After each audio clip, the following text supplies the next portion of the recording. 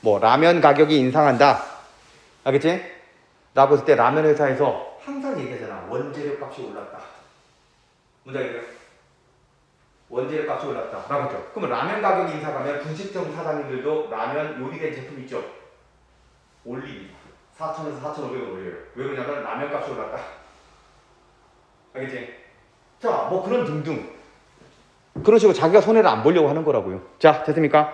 그래서 다음 달라볼게요. 실질금리는 사전에 관측되기 어려우므로 이를 간접적으로라도 알려줄 수 있는 지표가 필요한데 요걸 화폐가 없었던 시절의 상황을 가정해보자 이렇게 나왔잖아. 그지? 자, 그럼 씨앗이나 농기구와 같은 실물을 빌리고 나중에 생산의 일부를 이자로 지급한다면 어느 정도의 이자를 지급하는 게 좋겠는가? 아마 실물을 투자해서 얻게 될 추가 생산물 이내에서 이자를 지급할 것이다. 뭔 말이냐면은 일종의 가정은 예를 들어준 거예요. 내가 어떤 실물을 빌렸죠. 그럼 실물을 빌려서 그걸로 농사를 지었을 때 얼마만큼의 이자를 줘야 되라고 했을 때 그거를 빌려서 늘어나게 될 추가적인 생산물만큼 줘야 되는 거예요. 당연한 겁니다. 내가 얘의 도움을 받았을 때 그 도움을 받아서 얻은 이익만큼을 돌려줘야 되는 거예요. 근데 그 이상 가게 되면 왜 빌린 거야? 뭔지 알겠어요? 자, 됐습니까? 즉 실질금리는 실물 투자에 따라 늘어나는 추가적 생산물이 결정한다는 건데 이와 마찬가지로 자 경제가 잘 돌아가 경제 성장률이 높을 때는 일반적으로 기업의 투자 성과도 높아집니다. 그리고 봐봐. 실질금리는 경제 성장률이 높으면 오르고 떨어지면 낮아진다. 끝. 이유는 안 나왔어요. 이유가 안 나서는 묻지도 따지지 말고 그냥 받아들인대요. 경제 성장률이 좋다. 경기가 좋다는 얘기예요. 그러면 실질적인 금리도 좋다는 거예요. 그럼 경기가 안 좋으면 경제 성장이 떨어지면 실질금리도 낮아진다는 거예요. 이해해요? 그럼 뭔 말인지 알겠지? 실질금리가 높아야지 돈값어치가 높은 거예요. 알겠죠? 실제 얻는 이익이 높은 거니까. 자, 결국 금리의 흐름은 이렇게 되네요.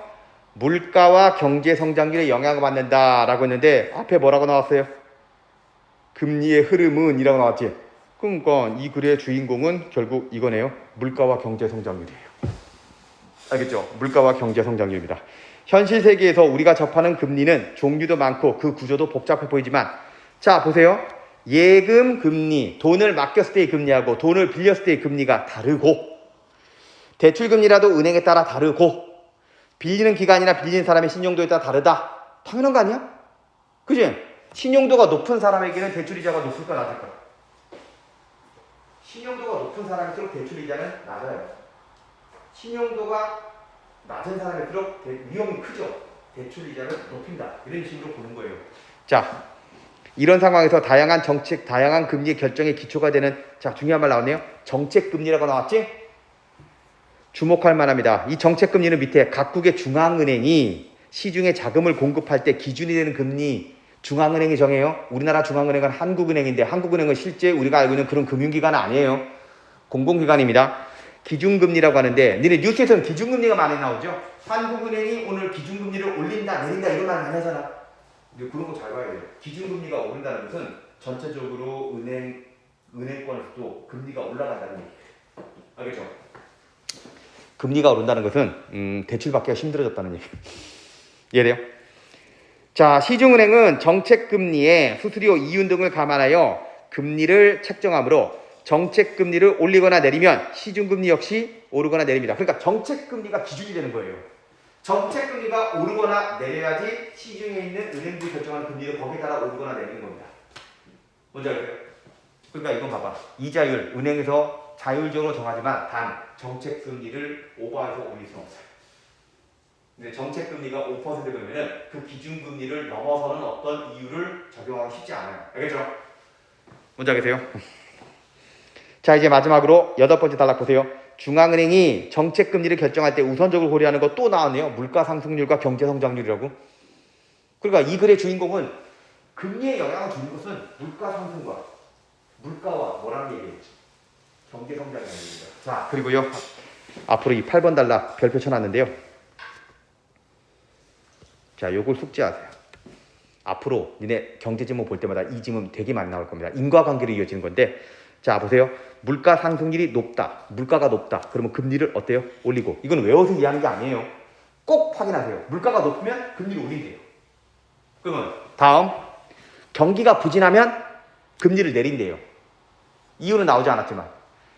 자, 그 다음 밑에 보세요. 금리를 올리면 물가 안정을 도모한대요. 자, 그러니까 이렇게 이어집니다. 이렇게 이어져요. 물가가 높다. 그러면 금리는 어떻게 돼요? 높여. 알겠지? 그래서 얻고자 하는 게 뭐야? 물가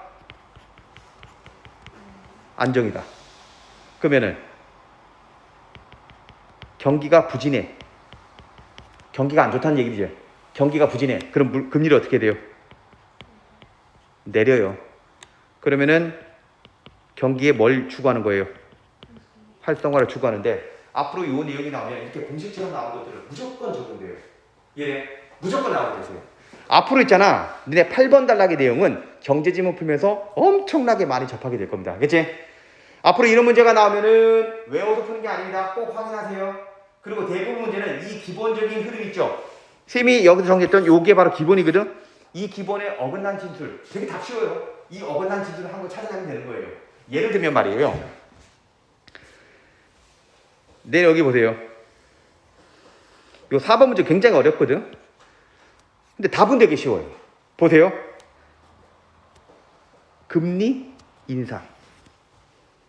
맞아요? B는요. 금리 인하. 됐죠? 요것만 가지고 볼 때 5번 보세요. 5번 B죠. B는 금리를 뭐 한 거니? 금리를 인하한 거죠. 다시 한번 확인해 볼래? 금리 인하 언제예요? 경기가 부진할 때 하는 거 아니니? 금리 인하는 경기가 부진할 때 하는 거죠. 뭘 위해서? 활성화를 위해서 하는 거지. 반대로 금리 인상 언제예요? 물가가 높을 때 하는 거지. 물가를 안정시키는 거지. 그러니까 답이 쉽다는 거는 봐봐. B의 결정. B가 인하예요. 내린다는 거예요. 물가를 안정시키려는 중앙은행의 의도. 맞아요? 자, 다시 한번 아까 메모한 거 보세요. 금리를 인하한 게 물가를 안정시키려는 의도예요? 물가 안정시키려면 금리를 어떻게 해야 돼요? 올려야 되는 거잖아요. 안 그래요? 되게 쉽지? 그죠? 그러니까 항상 보면 이런 식으로 기본에 충실하면 답은 쉽게 골라낼 수 있습니다. 네, 얘들아. 여기서는요. 요 2번 선택지가 굉장히 어려워요. 네, 답은 쉽게 5번이 나옵니다. 알겠지? 자, 지금 연습시키는 거니까요. 나머지 문제 풀어보세요. 알겠죠? 나머지 문제 풀어보세요. 1번, 2번, 3번, 4번까지. 알겠죠? 4번은 답이 나왔지만 나머지 거 답 읽어보란 말이에요. 3번 줄게요.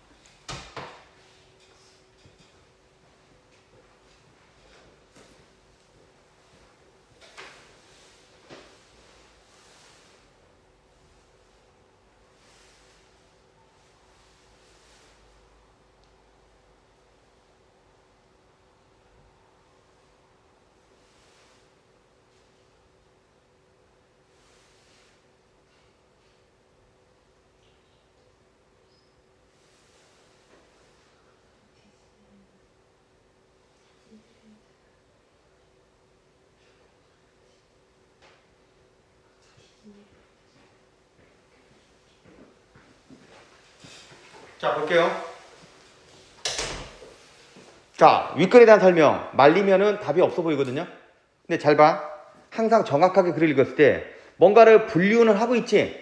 뭔가를 분류는 하고 있는데 잘 봐. 금리를 나누는 거예요. 금리에는 명목금리가 있고 실질금리가 있고 뭐 정책금리가 있다 이렇게 보시는데 실질금리를 분류하지는 않아요. 알겠지? 그래서 답은 1번.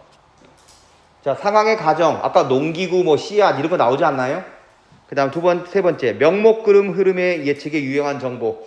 그래요. 명목금리 흐름을 예측할 때 유용한 정보가 물가 변동이라고 했지? 나왔어요. 물가 변동. 여기. 5번째 단락에 명목금리 흐름을 파악하기 위해서는 물가 변동을 예상할 수 있어야 된다 라고 했거든. 그 다음에 금리는 중앙은행의 정책금리 설명했지. 연관시켜서 설명하고 있고 경제학적 관계식이라는 것은 요거 말하는 거예요. 기억. 알겠죠? 자, 됐어요. 이제 2번 1번 맞아요. 경제성장률이 높으면 나온다고 했죠? 실질금리가 오른다. 바로 나왔죠? 그 다음 3 대출금리 다르다고 했지? 신용도에 따라? 다르다고 했습니다. 무관하진 않아요. 무관은 관계없다는 뜻이거든. 그 다음 정책금리는 시중금리에 영향을 미친다고 했지? 그 다음에 5 명목금리를 올려 보상을 받으려는 경향이 있습니다. 아니 명목금리를 왜 올린대요? 물가가 떨어지면요? 물가가 떨어지는데 명목금리를 올린다. 이 사람 나쁜 사람이죠? 물가가 떨어지면 돈값 붙이고 올라가는 거잖아요. 이래 뭐 손해본 것도 없는데 왜 올려? 물가가 오르면이에요. 알겠어요? 이런 식으로 보면 말 바꾸는 게 전부 다 보면은 반대로 진술하는 게 되게 많아요. 됐지? 그리고요 3번 항상 이런 식으로 공식이 나오면 이 공식을 사례 정하는 문제가 나오는데 근데 그 공식에 나온 게 명목금리 실질금리죠.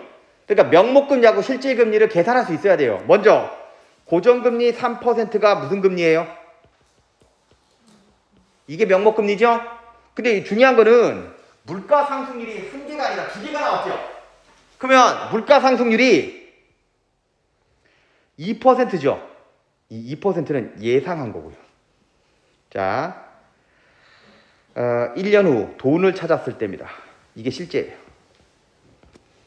실제예요. 알겠지? 실제는 전년 시기 대비 몇 %다? 4%입니다. 알겠지? 그러면 광활루 은행은 명목금리를 제시하지 않았다는 말 틀렸지? 몇 %? 3%. 그 다음에 이 실제라는 말 썼죠. 실제 돈을 찾는 시점에 예금의 실질금리는 이게 아닙니다. 몇 %예요? 다시 한번 실질금리는 명목금리에서 물가 상승률을 빼는 거잖아요. 그지? 그러면 명목금리는 3이죠. 그러면 실제 돈을 찾았을 때는 4죠. 그럼 실질금리가 얼마가 나와요? 마이너스 1%가 나오는 겁니다. 그럼 1%는 뭐예요? 예상할 때예요. 예상할 때 2%를 예상했잖아요. 자, 그러니까 예상은 1%지만 실제는 얼마예요? 마이너스 1%. 그러니까 틀렸고요. 그럼 예금의 실질금리는 예상보다 낮아진 거 맞지? 1% 예상했는데 마이너스 1%가 나왔으니까. 답은 3번. 자, 그러면 광활루 은행에서는 춘향에게 높은 실질금리를 보장했다. 실질금리는 어떻게 은행에서 제시합니까? 명목금리 3%인데 앞으로 그게 높은지 낮은지는 선생님 3% 낮은 거 아니에요? 그렇게 보는 게 아니에요.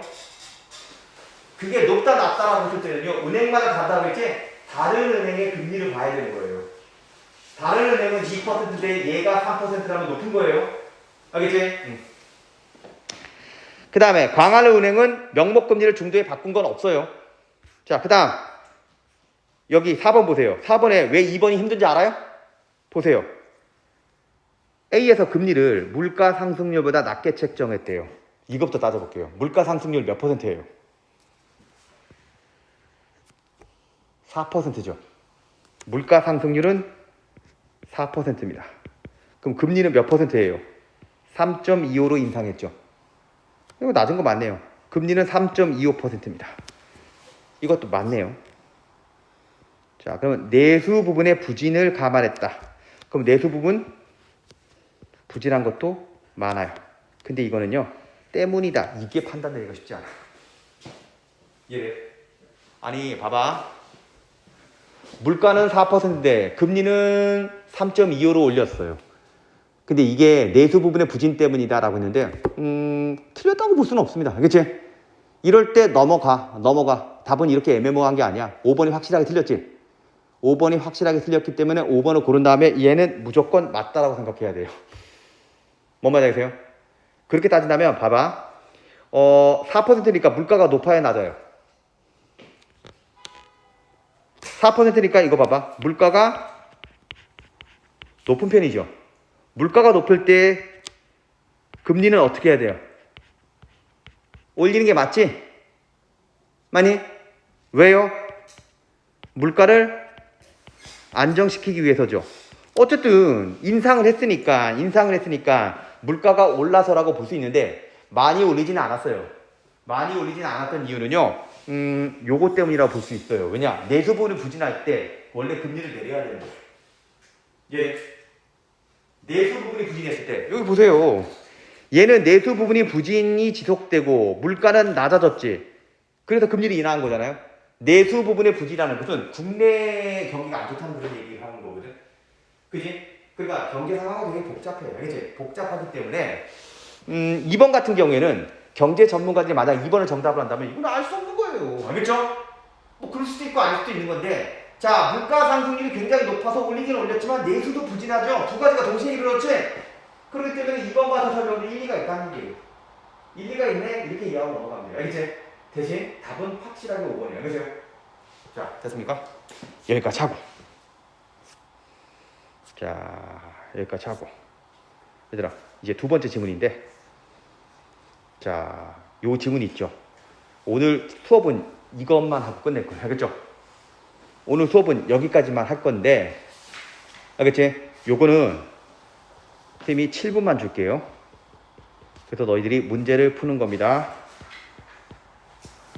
자, 지금부터 문제를 풀어주는데, 지문 되게 길지? 긴데요. 거의 반수 이상은 앞에서 했던 내용. 지금 연달아서 공부할 분이기 때문에, 이거 금리 나왔던 거네? 추가적으로 설명하는 것도 그렇게 어렵진 않아요. 그러니까 금리에 대한 설명들은 앞에서 거의 다 나왔던 내용이에요. 알겠지? 그러니까 7분만 딱 해도 이 긴 지문을 읽어낼 수 있어요. 알겠죠? 원래는 공부를 많이 하다 보면 이 금리에 대해 이해된다면 이걸 처음 본다 하더라도 7, 8분 안에 독해할 수 있어야 됩니다. 여러분들이 경험해야 되기 때문에 요거는 그렇게 하도록 할게요. 7분 줄게요. 해봐요.